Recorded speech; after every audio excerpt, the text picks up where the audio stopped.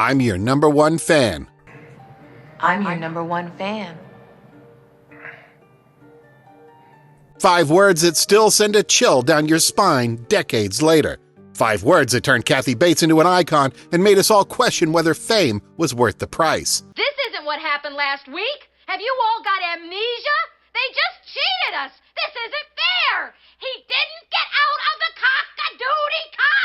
Misery wasn't just another thriller when it hit theaters in 1990. It was a masterclass in tension, performance, and psychological horror. The kind that doesn't need jump scares, because the real terror comes from watching someone you can't escape slowly reveal who they really are. Now don't be afraid. I love you.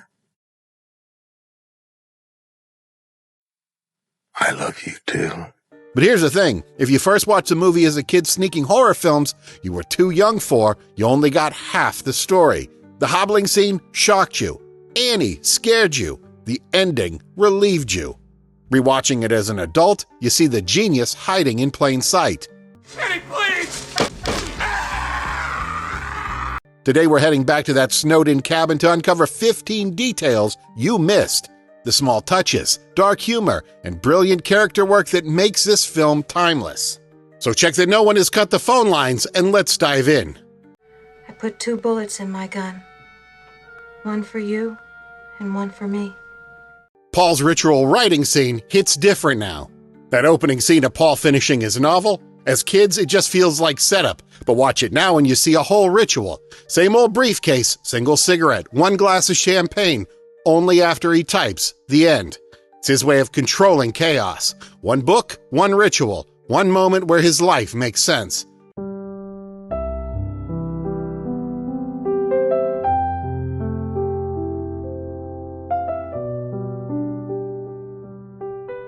We recognize this now as a portrait of a working artist. The routine, the superstition, the tiny reward, and that briefcase holding his new manuscript becomes the very thing that puts him in Annie's crosshairs. Paul, this is no time for jokes. The meta story you probably missed. Paul Sheldon isn't just any writer, he's basically Stephen King himself, a popular genre author tired of being chained to one series.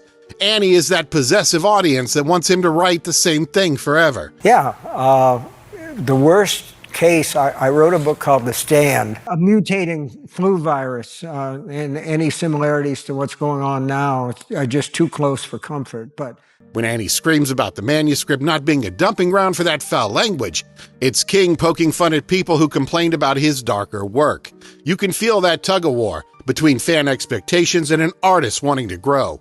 They do not. What do you think I say when I go to the feed store in town? Oh, now, Wally, give me a bag of that effing pig feed and 10 pounds that bitchly cow corn. And in the bank, do I tell Mrs. Bollinger, oh, here's 1 big bastard of a check. Give me some of your Christing money? Annie's details quietly tell her story. As kids, Annie Wilkes is just a scary lady in the snow, but now you notice details that hint at who she really is. Her car's old, practical, beat up, someone isolated and stuck in time. Inside her house, everything looks dated.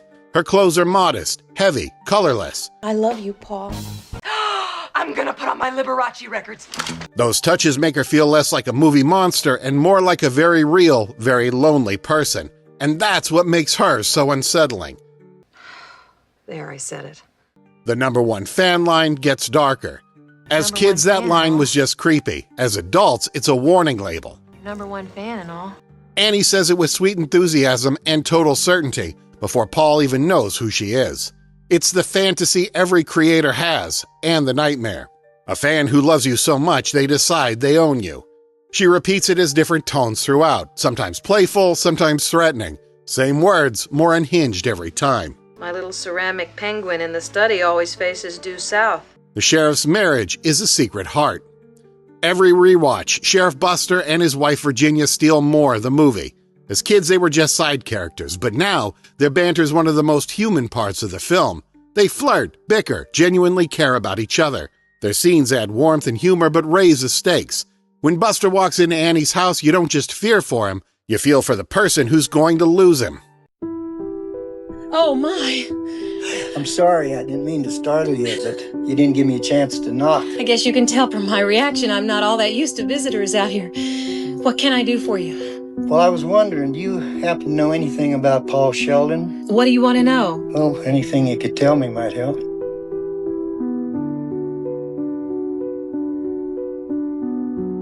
I'm down here! Down here! Mr. Sheldon? Paul's injuries are realistically grim. When you were younger, you just thought his legs were messed up. Watch it now and you realize how detailed his injuries are.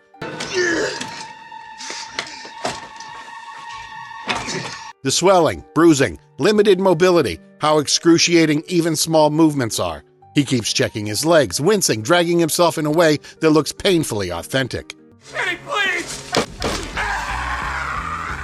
You can't help but think about the recovery, the nerve damage, the fact that he's not just walking away from this. The pills, wine, and slow burn plan. As kids, the sequence where Paul tries to drug Annie felt like a tense side plot. Now it plays like chess.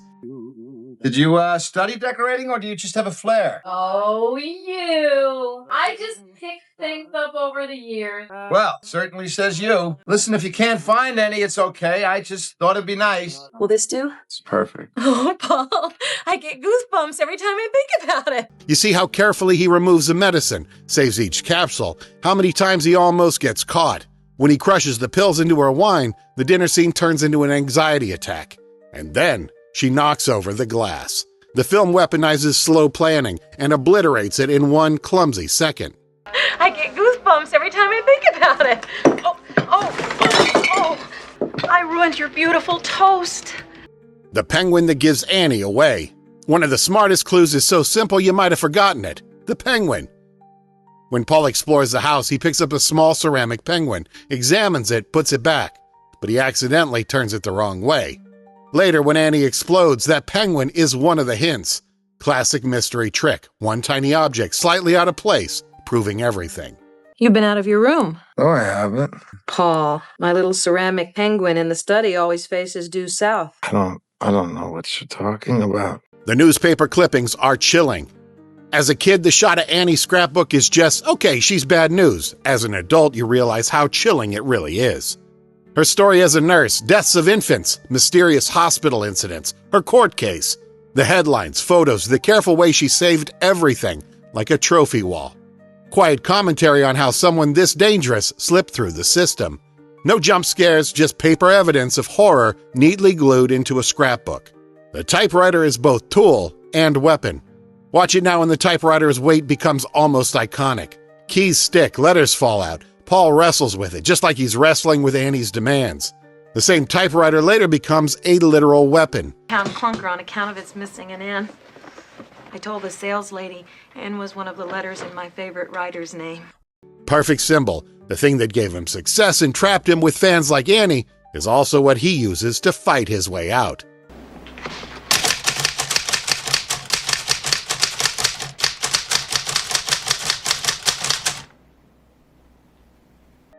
The hobbling scene is carefully set up. Everyone remembers the hobbling scene. As kids, it was probably the most shocking thing you'd seen. As an adult, you notice how the movie prepares you. Annie talks about methods, bringing in the block of wood, calmly explains the term like a medical lecture. She even reassures him in her twisted way, it's not just violence, it's ceremony. The cold logic she uses is what makes that scene echo years later. Sound design does half the scaring. Rewatch it now and the sound design jumps out. Floorboards creaking when Paul sneaks around, distant wind howling, the way Annie's car sounds pulling up. You feel his heart sink just from the engine noise. Even small sounds, door locks, clicking, her shoes on wooden floor, tell you exactly where she is. Like another character constantly reminding you Paul is never safe.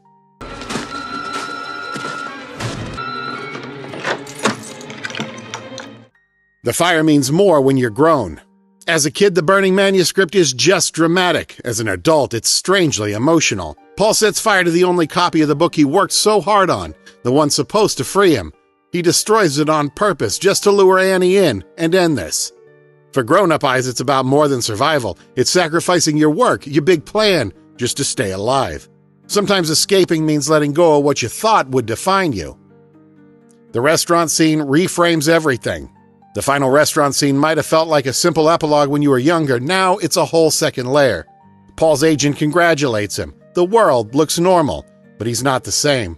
When he has a vision of Annie, you realize the trauma isn't gone just because the danger is. When he says he still thinks about her, it's not just creepy. It's honest admission that some experiences never fully leave you. It's weird. I know she's dead. I still think about her once in a while. Misery is a snapshot of thriller filmmaking. Finally, watch Misery now and you feel how much it belongs to its time, in the best way. Practical effects focus on performance over jump scares, slow build instead of constant shocks. It's a snapshot of nearly every 90s thriller filmmaking. You better hope nothing happens to me. Because if I die, you die.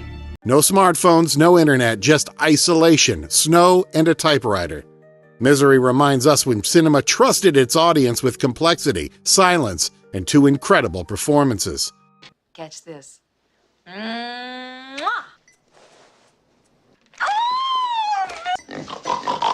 Leaving the cabin behind. Revisiting Misery as an adult is like opening an old paperback you haven't touched in years.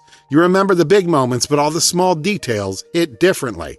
From Annie's quietly tragic life to Paul's sacrifice, the movie goes way beyond that one infamous scene. It's about obsession, ownership, and the cost of being trapped by what people expect you to be. Oh, Paul. Oh, Paul. Oh, Paul. Oh, Paul. Oh, Paul. Oh, Paul. Oh, Paul. What detail jumped out at you when you rewatched Misery as an adult? Drop your thoughts in the comments. Keep watching, keep loving movies, and never stop chasing the magic of cinema.